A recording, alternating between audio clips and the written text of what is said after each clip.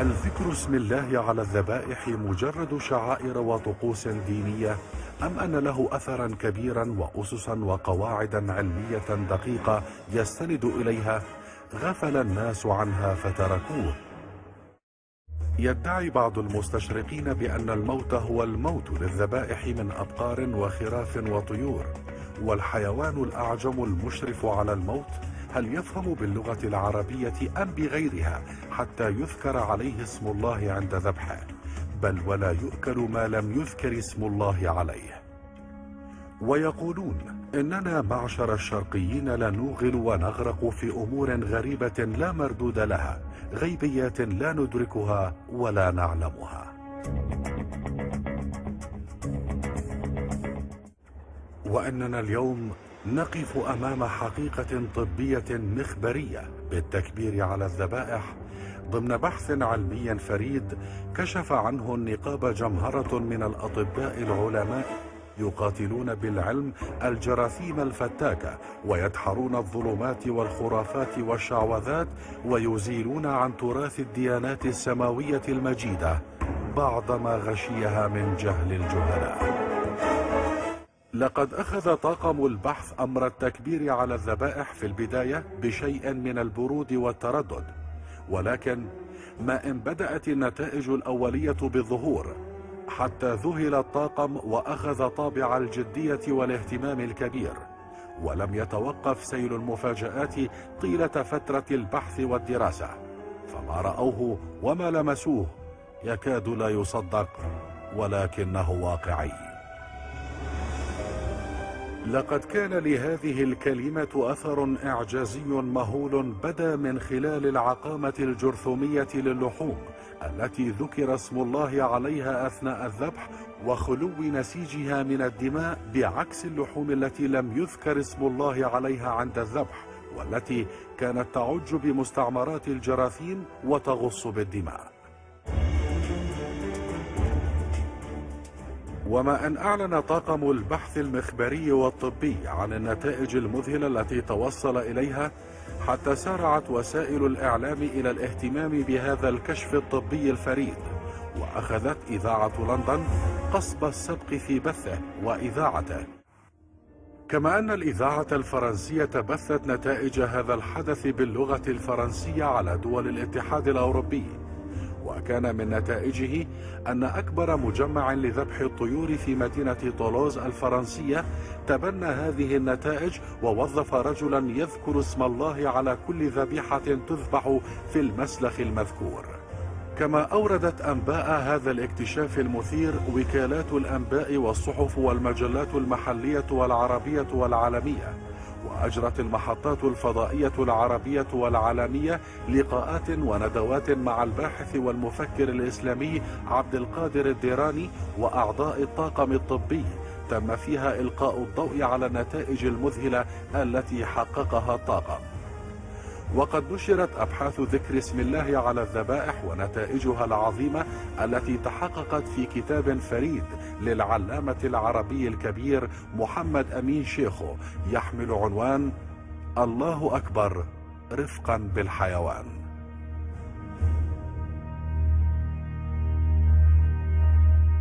لا يمكن أن يتصور الإنسان في البداية أن مثل هذه الكلمة فقط تكبير، لكن عندما تتبع نتائج العمل المخبري ونتائج طاقم العمل العلمي الذي عمل في هذه الدراسة، فعلا أمر يستحق الدهشة ويستحق الإعجاب ويستحق أن نمارسه في كل أعمال الذبح، طالما أن هذا الجو يخلق فعلا غذاء سليم وصحي ومفيد للإنسان. لقد اتبع الباحثون لاستكشاف أثر التسمية والتكبير على الذبائح أرقى الأساليب الطبية والعلمية المعتمدة في أكثر الأكاديميات تقدما في العالم.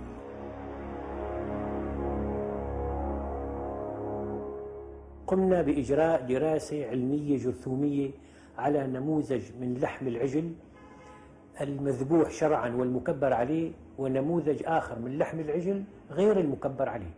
كما وقمنا بإجراء دراسة جرثومية مماثلة على فروج مذبوح حلال ومكبر عليه، وفروج آخر غير مكبر عليه.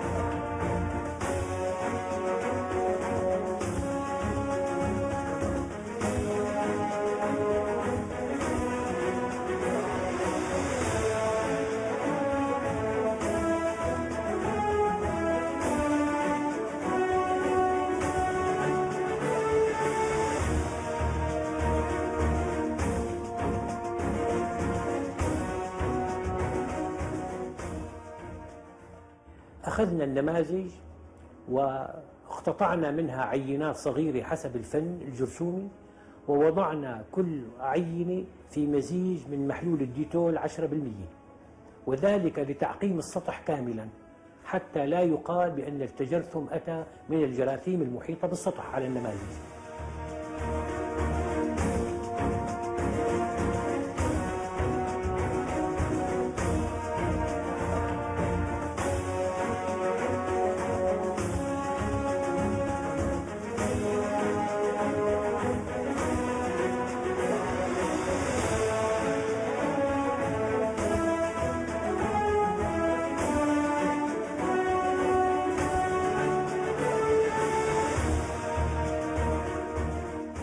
بعد حوالي ساعة كاملة من النقع بالديتول 10%، أخذت هذه القطع اللحمية العائدة للعجل المكبر عليه والعجل غير المكبر عليه والفروج المكبر عليه والفروج غير المكبر عليه، وزرعت فنيا على وسط تيوغليكولات، ثم وضعت في المحم لمدة 24 ساعة.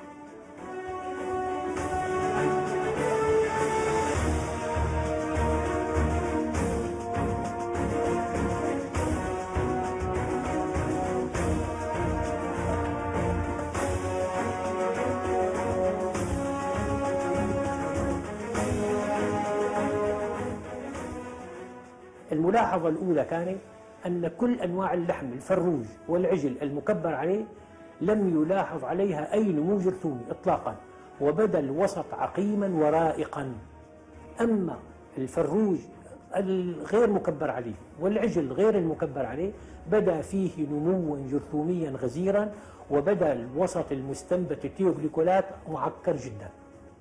قمنا بعد 24 ساعة بإجراء نقل من هذه المستنبتات فنيا على 3 أوساط تشخيصية. الوسط الأول هو الغذاء المغذي نوتريانت أجار، وعلى وسط للتشخيص العصيات سلبية الجرام ENB، وعلى وسط الغذاء بالدم. فتبين بعد 48 ساعة من إجراء عمليات النقل أن المستنبتات التي نقل عليها محصول الزرع الآتي من العجل المكبر عليه والفروج المكبر عليه كانت عقيمة تماما، يعني بعقامة قد تزيد عن 99%. أما العجل غير المكبر عليه والفروج غير المكبر عليه فبدت عليه نموات جرثومية غزيرة جدا. لاحظنا أولا على الغذاء بالدم نمو غزير من الجراثيم المكورات العنقودية الذهبية بصورة خاصة والحالة للدم، ومن المكورات العقدية أيضا الحالة للدم، ومن مكورات عديدة. وأيضا لاحظنا على وسط ENB نمو غزير لجراثيم سلبية الجرام مثل العصيات الكولونية والعصيات المشبهة بالكولونية، في حين على الغذاء العادي بدأ أيضا نموا جرثوميا غزيرا للفروج غير المكبر عليه ولحم العجل غير المكبر عليه، في حين أن لحم العجل المكبر عليه والفروج المكبر عليه لم تلاحظ أي نموات جرثومية إطلاقا، لا على وسط الغذاء بالدم ولا على وسط ENB ولا على وسط الغذاء المغذي.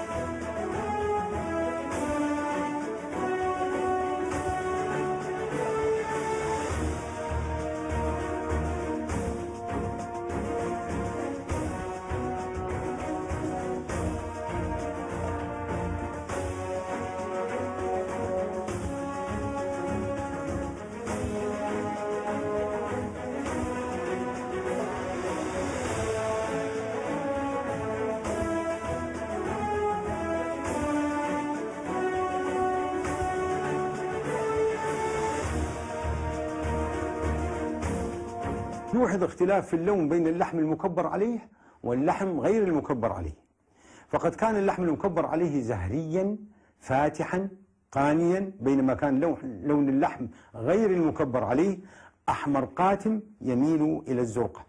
لقد تبين لنا وبكل وضوح ما يلي: أولا عيانيا لوحظ اختلاف في اللون بين اللحم المكبر عليه واللحم غير المكبر عليه، فقد كان اللحم المكبر عليه زهريا فاتحا، بينما كان لون اللحم غير المكبر عليه أحمر قاتم يميل إلى الزرقة. وهذه بلاكات نسيجية لمقاطع من لحم البقر.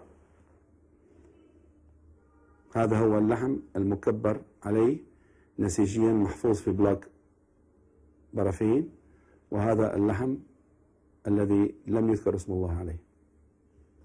وهذه بلاكات أخرى من لحم الطيور الذي أشير إليه، هذا هو اللحم المكبر عليه وهو لونه فاتح رائق، بينما الآخر هو الذي لم يذكر اسم الله عليه لونه غامق أكثر من الأول. وهذا مقطع نسيجي من تحت المجهر. هذا اللي على اليمين لحم بقر مكبر عليه، ويلاحظ أنه لا يوجد فيه خلايا التهابية وقليل من الكريات الحمر، بينما هذا المقطع هو اللحم البقر غير المكبر عليه، توجد خلايا التهابية وعدد كبير من الكريات الحمر.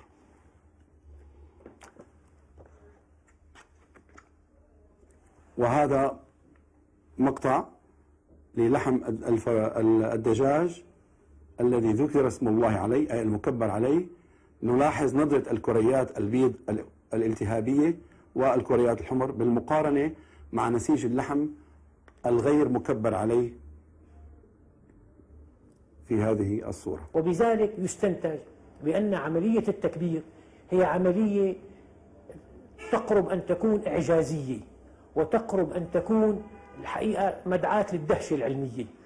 كيف يكون لهذا الحيوان الذي كبر عليه وذبح وأصبح بعد عملية الذبح والتكبير تقريبا لحمه عقيما، في حين أن الحيوان الذي لم يكبر عليه بقيت دماءه محصورة فيه، وبالتالي كانت هذه اللحوم غالبا مجرثمة بشكل واضح وصريح.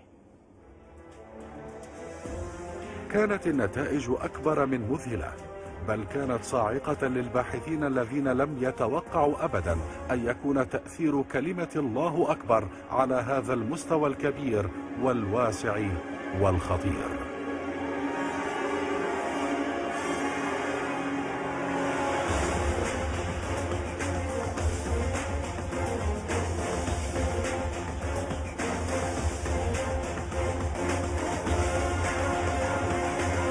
كانت الفحوص الدموية والنسيجية كانت كلها لمصلحة التكبير على اللحم، فاللحم الذي كبر عليه يكاد يكون طاهرا نظيفا من كل تلوث ومن كل أثر للبقع الدموية والجراثيم والمستعمرات الجرثومية. أما اللحم غير المكبر عليه فنجد أن الفحوص الدموية والنسيجية والصور التي عرضت بهذا الموضوع كانت موبوءة وملوثة بشكل كبير جدا، لا يمكن أن إهماله ولا يمكن التغاضي عنه. علينا بالتجريب، فالتجربة أكبر برهان لما نقوله. ولدينا المقاطع النسيجية، ولدينا المقاطع التشريحية، ولدينا التحاليل المخبرية والتحاليل الدموية لتثبت أن هنالك فرقا شاسعا بين اللحوم المكبر عليها وبين اللحوم غير المكبر عليها. وطالما أننا في عصر لا يقبل إلا بالتجريب ولا يقبل إلا بالدليل والبرهان، فتعالوا وطبقوا ما نقوله وتعرفوا صدق هذه الظاهرة التي نستغرب وجودها، وندهش كلنا وكل البشر من هذه الظاهرة.